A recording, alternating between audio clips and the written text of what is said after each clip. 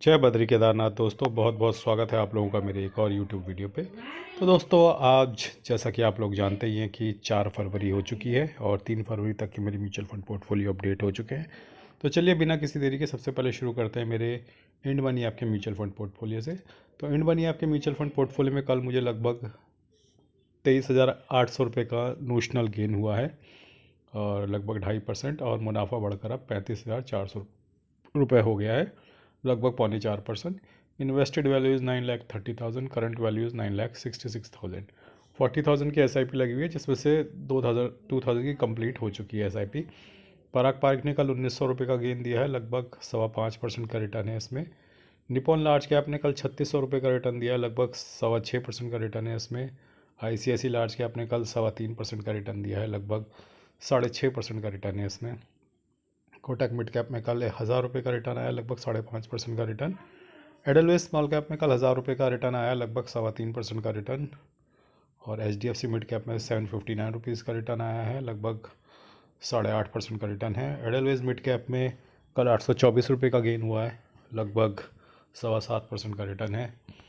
और Nippon India mid cap में कल 880 रुपये का गेन हुआ है, लगभग 7.25% का रिटर्न है। बंधन लार्ज एंड मिड में 682 रुपीज़ का गेन हुआ है, लगभग 6.25% का गेन है। इन्वेस्को इंडिया मिड कैप में 910 रुपये का गेन हुआ है, लगभग 5.5% का गेन है। Invesco India large and mid में 960 रुपये का गेन हुआ है, लगभग 3.25% का गेन है। Bank of India small cap में 1,000 रुपये का गेन हुआ है, लगभग 1.25% के नुकसान में। मोतीलाल ओसवाल मिड कैप में देखिए मैसिव जंप आया है मोतीलाल ओसवाल मिड कैप में। जब भी ब्रॉडर मार्केट में रैली आएगी तो जो पिटे हुए म्यूचुअल फंड्स हैं जिसको आप लोग एग्जिट करने की बात करते हैं वो रिकवरी बहुत तेज़ी से होते हैं, तो भागने वाले शेयर ही हैं इनके पास। तो मोतीलाल ओसवाल में बहुत ज़बरदस्त जंप आया है कल, लगभग 3.25% का, और 925 रुपये की कल गेन हुआ है, लगभग 3% के नुकसान में है। अभी कुछ दिन पहले मैंने आपको एक बात बताई थी कि आपका म्यूचुअल फंड जितने भी नुकसान में दिख रहे हैं ना, एक हफ्ते में रिकवरी कर लेंगे स्मॉल कैप और मिड कैप जब भागने पे आएंगे। अब ये मुझे नहीं पता कब भागने पे आएंगे। देखो एक अच्छा दिन था और आधा आधा तो रिकवर कर भी गए एक ही झटके में। तो ये है सिचुएशन मिड कैप और स्मॉल के साथ, यही है। जिस दिन चलने लगेंगे तो आपका 10-15% का नुकसान में भी दिख रहे होंगे ना, हफ्ता भर लगना है टापने में उन्हें, हफ्ते भर में सब टाप देंगे वो। तो अपनी पोजीशन बना के रखो। कोई मोतीलाल ओसवाल मिड कैप को, कोई टाटा स्मॉल कैप को नहीं बेचना है। हाँ अगर तुमने बिल्कुल ही एक्सट्रीम सेप लेना ही लेना है तो एटलीस्ट उसको बेचना मत, और चाहे तो उसकी SIP बंद कर लेना, किसी और में SIP लगा लेना, किसी और मिड कैप में, किसी और स्मॉल कैप में, लेकिन उसको बेचना मत, क्योंकि बेचना विल बी अ डिज़ास्टर। आप उसको लेकर बैठ जाओ अगर आपका भरोसा नहीं हो रहा है तो। बाकी मैं समझ सकता हूँ कि मैं सेबी और MFIN रजिस्टर्ड फाइनेंशियल एडवाइज़र नहीं हूँ, तो मेरे जैसे बहुत से 36 यूट्यूबर बैठे हैं मार्केट में, तो ऑफ कोर्स आप मेरी बात तो नहीं मानोगे, और उसमें कोई गलत भी नहीं है, आपको मेरी बात नहीं माननी चाहिए। तो एटलीस्ट इतनी बात मानो कि आप उसको बेचना मत, भले ही उसकी SIP बंद कर दो और किसी और में SIP चालू कर लेना। तो HSBC स्मॉल कैप ने भी कल 1,000 रुपये का गेन दिया, ये भी 1.5% के नुकसान में। कोटक स्मॉल कैप ने 812 रुपये का गेन दिया, ये 2.25% के नुकसान में। कैनरा रोबेको स्मॉल कैप ने कल 790 रुपये का गेन दिया, 2.5% के मुनाफे में। निपॉन स्मॉल कैप ने कल 758 का गेन दिया है, 0.5% के मुनाफे में है। जेम फ्लेक्सी कैप ने 688 रुपीज़ का गेन दिया है, 0.1% के नुकसान में। SBI स्मॉल कैप ने 844 रुपये का गेन दिया है, 1.5% के नुकसान में। टाटा स्मॉल कैप भी देखो, तो टाटा स्मॉल कैप ने भी बहुत ज़बरदस्त गेन दिया है कल। तो ब्रॉडर जो इंडेक्स था 250, वो 2.02 या 9% ही भागा था, लेकिन ये 3% भागा, यानी उससे 1.5 गुना भागा है। तो मोतीलाल ओसवाल मिड कैप भी 1.5 गुना भागा है और टाटा स्मॉल कैप भी इंडेक्स से 1.5 गुना भागा है। तो इनकी रिकवरी भी फास्ट होगी। इनके पास वैसे ही शेयर हैं ब्रॉडर मार्केट वाले, जब ब्रॉडर मार्केट में रैली आती है तब इनकी रिकवरी फास्ट होती है। तो जियो ब्लैक रॉक फ्लेक्सी कैप में 346 रुपये का गेन हुआ है, 0.5% का रिटर्न है। ICICI prudential large and mid में 65 रुपये का गेन हुआ है, लगभग 0.5% का गेन है। तो आज भी मेरी SIP कटी हैं, तो जैसा कि आप देख सकते हैं HDFC मिड कैप, एक ही SIP आज मेरी कटी है, HDFC मिड कैप। अब चलते हैं अपने ग्रो ऐप के म्यूचुअल फंड पोर्टफोलियो पे, देखते हैं वहाँ की क्या स्थिति रही है कल। तो ग्रो ऐप के म्यूचुअल फंड पोर्टफोलियो में कल मुझे 73,000 रुपये का नोशनल गेन हुआ है, तो नुकसान अब घट के 10,000 रुपये लग गया। 26,28,000 इन्वेस्टेड वैल्यू है, 26,18,000 करंट वैल्यू है पोर्टफोलियो की। तो एक बार मैं सॉर्ट कर देता हूँ, देखता हूँ। तो कल इंफ्रास्ट्रक्चर फंड्स बहुत दौड़े थे, तो आप देख सकते हैं कि कॉन्ट इंफ्रास्ट्रक्चर बहुत कचरा हुआ शेयर्स हैं इसके अंदर, बिल्कुल पिट रखे हैं। 1.5-2 साल से कोई मूवमेंट नहीं हो रही है, तब अचानक से उछले हैं। तो उन शेयर्स पे अब हाथ पड़ा है कल, जिन पे लगभग 1.5 साल से किसी ने टच भी नहीं किया, धूल खा रहे हैं। तो अचानक से वाले म्यूचुअल फंड्स भी उछल रहे हैं। Bank of India small cap भी ऊपर दिख रहा है, हाई बीटा है bank of India small cap, तो हमेशा ज़्यादा ही उछल कर वापस आता है। बंधन स्मॉल कैप है, फिर काउंट स्मॉल कैप है। आप देख रहे हैं काउंट के फंड्स बहुत ज़्यादा जंप मारे हैं कल, तो आई डोंट नो क्या वजह है, बट फाइनली चलो काउंट के फंड ने जंप मारने तो शुरू करिए। अब लेट्स होप कि जंप लगती रहे। तो मैं धीरे धीरे स्क्रॉल कर रहा हूँ ताकि आप देख लें, कुछ काफ़ी म्यूचुअल फंड इसमें ओवरलैपिंग है, उधर काउंट वाउंट की नहीं है। तो पराग पारिक में तो पराग पारिक चलता भी धीरे धीरे है और गिरता भी धीरे धीरे है, तो उससे आप ज़्यादा परेशान मत होना, वो आपकी डाउन साइड प्रोटेक्शन भी बहुत अच्छी देता है। अब चलते हैं अपने शून्य प्लेटफॉर्म पे, जहाँ पे मैं थोड़ा बहुत ETF स्विंग वगैरह करता रहता हूँ। तो आजकल तो मुझे समय मिला नहीं और मैं कुछ किया भी नहीं आज। तो आज मुझे लगभग 1300 रुपये का गेन हुआ है। तो मोतीलाल ओसवाल हेल्थ में 55 रुपये का लॉस, शरिया बीज में 104 का लॉस, L30 ETF में 61 का गेन, कंजम्पशन बीज में 70 का गेन, स्मॉल कैप में 132 का गेन, मोर रियलिटी ETF में 350 का गेन, फार्मा बीज में 5 रुपये का लॉस, इरकॉन में 127 रुपये का gain, a multi MQ ETF में 86 रुपये का गेन, सेंसेक्स ETF में 1 रुपये का गेन, FMCG ETF में 74 रुपये का गेन, टॉप 10 एड ETF में 181 रुपीज़ का लॉस, जीनस पावर में 19 का गेन, टाटा मोटर्स में 326 का गेन, मिड स्मॉल ETF में 85 का गेन, इंडसइंड बैंक में 30 का लॉस और रिलायंस में 334 रुपये का मुनाफा हुआ है।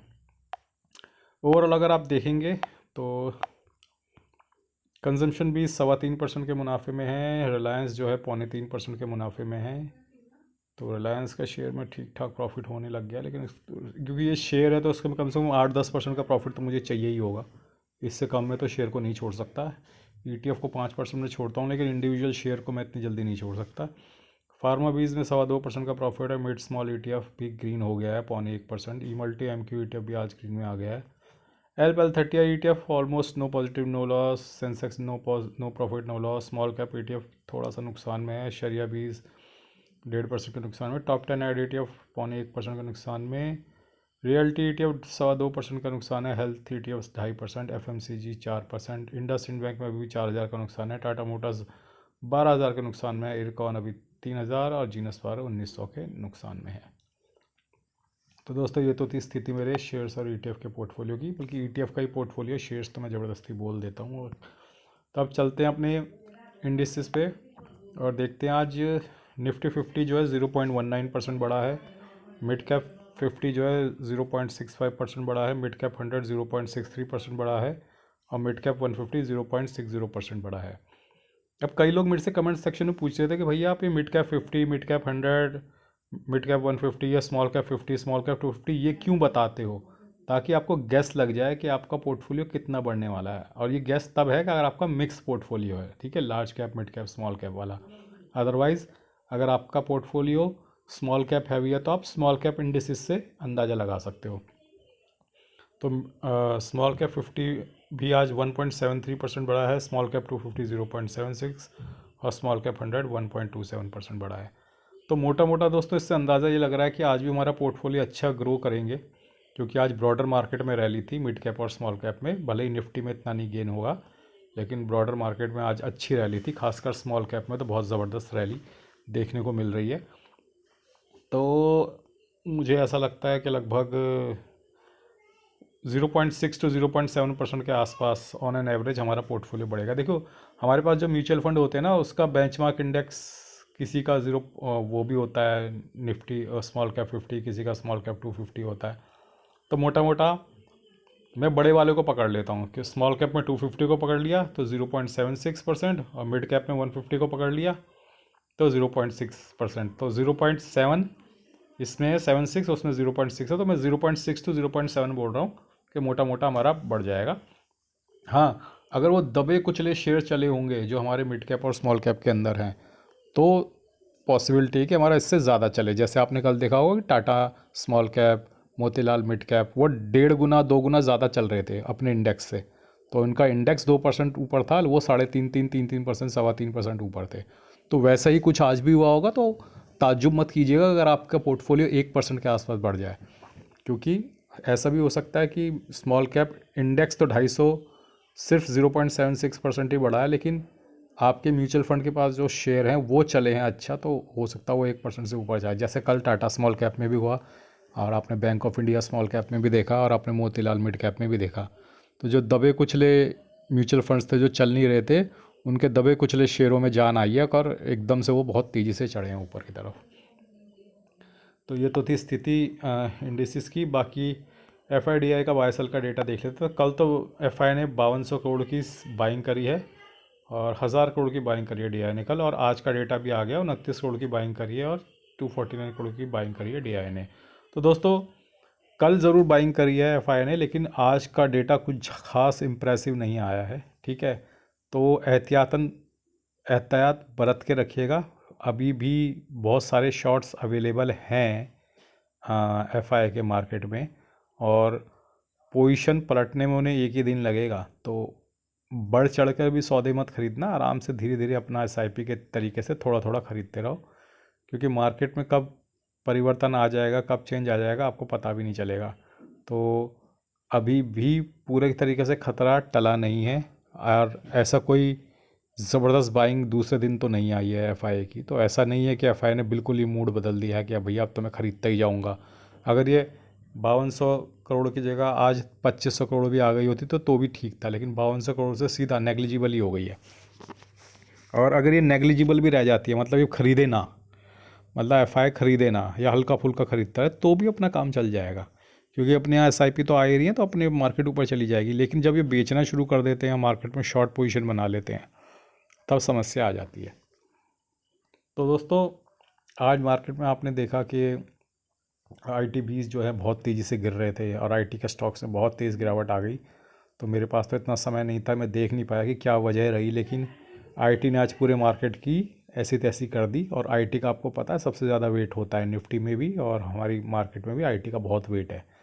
तो IT के 5 स्टॉक्स हैं निफ्टी 50 में, और 500 दिग्गज स्टॉक्स जो हैं, इन्फोसिस, विप्रो, TCS, आपका टेक महिंद्रा, सब गिर रहे थे आज 6-7%। तो उनकी वजह से मार्केट को डेंट लग गया, और उतना अच्छा नहीं दिख रहा आपका निफ्टी। अदरवाइज़ निफ्टी बहुत अच्छा क्लोज़ होता आज, अच्छा मतलब 150-200 पॉइंट भी क्लोज़ होता।